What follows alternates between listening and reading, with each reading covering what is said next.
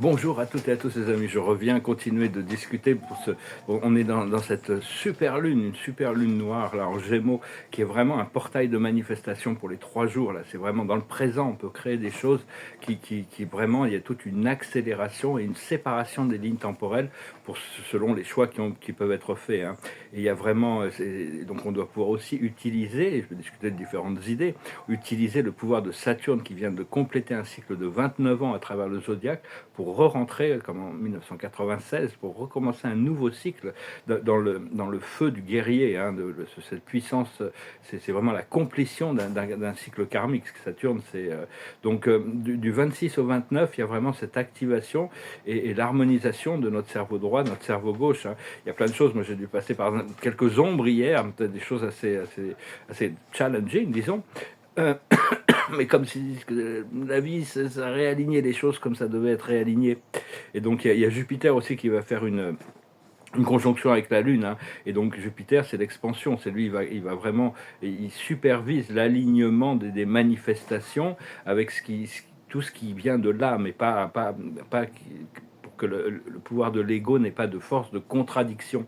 Et le 29, il y a une conjonction entre Mercure et le Soleil. Mercure va se tenir derrière le Soleil, donc et ça va permettre une communication avec le grand Soleil central, et tout ça, c'est en train de s'intégrer. Hein. Mais Saturne, c'est quand même un enseignant assez rigoureux, assez difficile. Hein. J'ai eu 2 retours de Saturne, c'était quand même assez difficile.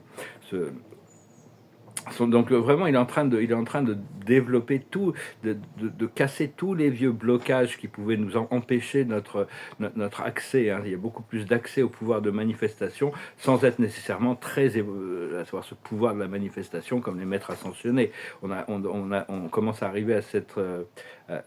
c'est vraiment en train d'activer des nouveaux codes, hein, des nouveaux codes de la 5e dimension dans notre ADN. Il y a toutes sortes de portails qui sont en train de se réveiller à l'intérieur de notre code génétique qui nous donnent accès à des connaissances et des intuitions très prononcées. Donc, parce que pendant très longtemps, pendant tout le cycle sombre, il y avait toute une fausse spiritualité qui était enseignée.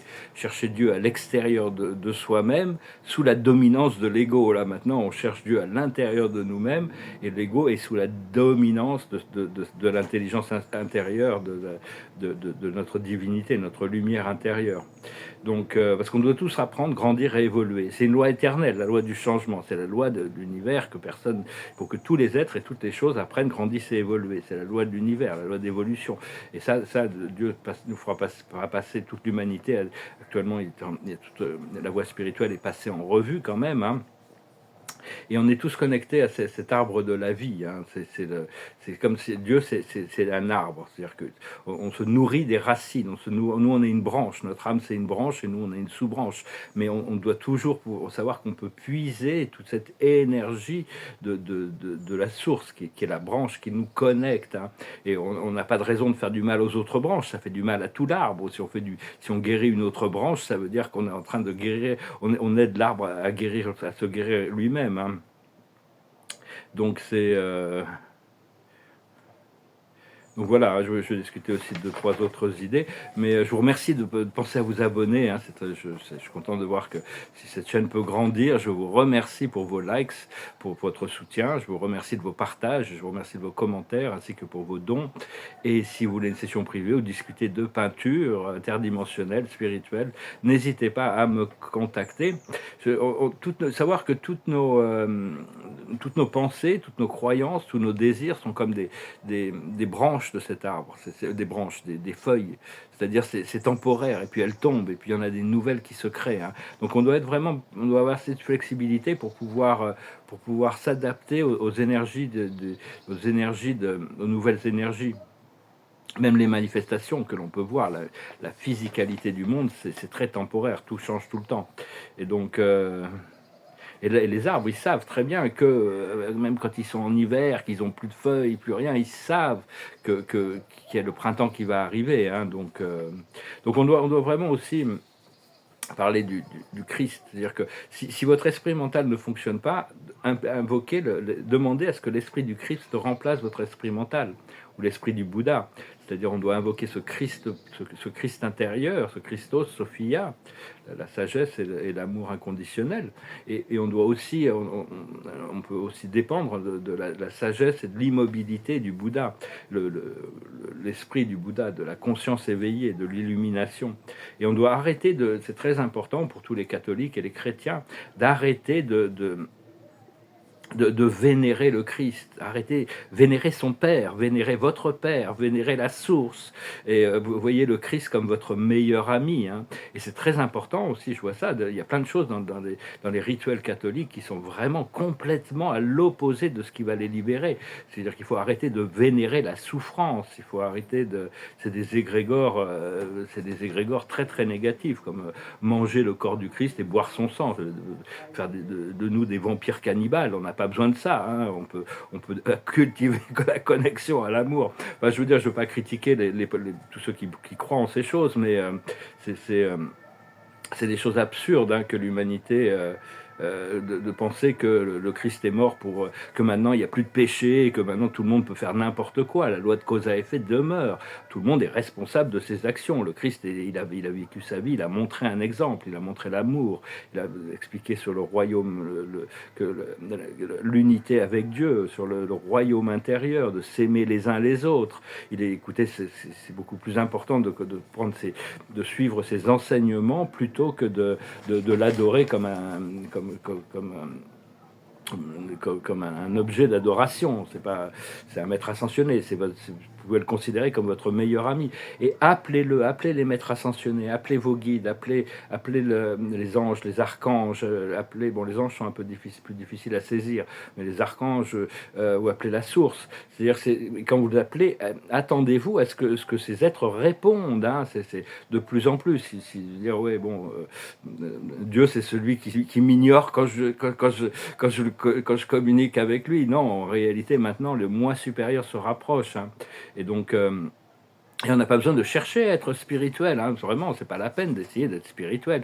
Il faut être soi-même, il faut être véridique, il faut être sincère. Des fois, il y a des choses qui peuvent paraître non spirituelles, qui font partie de notre voie et qui doivent être intégrées pour pouvoir rentrer dans notre bien-être. Donc, il faut pas se juger soi-même.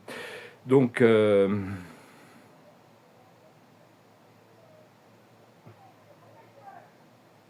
donc, ayez confiance que quand vous communiquez, quand vous faites une prière ou que vous appelez, posez une question ou demandez quelque chose à l'esprit, l'esprit va vous répondre. Si vous faites une prière, vous demandez à l'esprit vous demandez quelque chose au monde spirituel, mais vous savez que ça va pas y avoir de réponse, ils sont obligés de dire bon, bah, on est obligé de respecter ça, hein. Donc ayez confiance que, et ça vient à travers l'intuition, ça vient à travers des ressentis, ça vient à travers des rêves, ça vient à travers notre créativité, ça vient à travers des communications avec d'autres personnes. Et et aussi comprendre, c'est assez, plus on s'avance, plus bon, il n'y a pas de raccourci dans la conscience, on va à notre chemin, on suit notre voie, on va petit à petit, on fait des petits pas, tous les jours on avance un peu, des fois on a l'impression de reculer, mais on avance quand même. Et ce qu'il faut savoir, que tout ce qui vient dans notre esprit, ça vient de Dieu. Ce qui nous abaisse, ça vient de Dieu. Ce qui nous élève, ça vient de Dieu. Et si vous pouvez penser, reconnaître cette racine, ce tronc de l'arbre sur toutes vos pensées, vous prenez conscience que Dieu est en train de produire cette énergie. Après ça, c'est quelle est notre réponse par rapport à ce qui se passe dans notre esprit. Quelle est notre réaction par rapport aux choses qui nous sont présentées dans notre conscience. Et après ça, il y a une réaction de l'univers par rapport à notre positionnement, parce que l'univers va toujours respecter notre choix, notre libre arbitre. Il respecte le procédé d'évolution des consciences. Donc c'est vraiment une danse éternelle, hein, qui est en train qui se développe, qui continue de se développer. Il faut apprendre à danser avec les énergies, hein, de plus en plus. Voilà les amis, je vous remercie de votre soutien. Je veux tirer quelques cartes pour finir. C'est vraiment cette nouvelle lune est un portail très puissant d'activation, hein, là c'est vraiment de plus en plus, hein, on vit dans le présent éternel, le temps se compresse et donc tous les moments, tous les événements cosmiques deviennent de plus en plus catalyseurs de révélation et d'avancement. La carte de la journée, c'est l'amour. On est tous venus là pour apprendre à aimer, choisir l'amour, hein, peu importe la forme que ça prend. Il y a des milliards de formes que l'amour peut prendre. La sagesse, c'est les aventures, hein. On doit être aventureux, on doit avoir le courage de se lancer dans des aventures. Bon, moi j'ai eu la chance quand même de beaucoup voyager, d'avoir beaucoup d'aventures. J'ai ouvert des business très jeunes dans ma vie, j'ai fait beaucoup de choses. Bon, maintenant j'ai eu un petit peu tout un procédé intérieur qui m'a un petit peu, limité, disons, au niveau physique. Mais bon, là, il y a toutes sortes de portes qui vont s'ouvrir, donc ça va être une grande aventure. Donc c'est bien de pouvoir se préparer pour des aventures.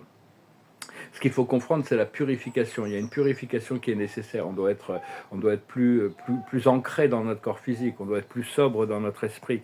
Même si, bon, il n'y a pas de jugement sur les choses et on doit pouvoir prendre les choses pour ce qu'elles nous apportent.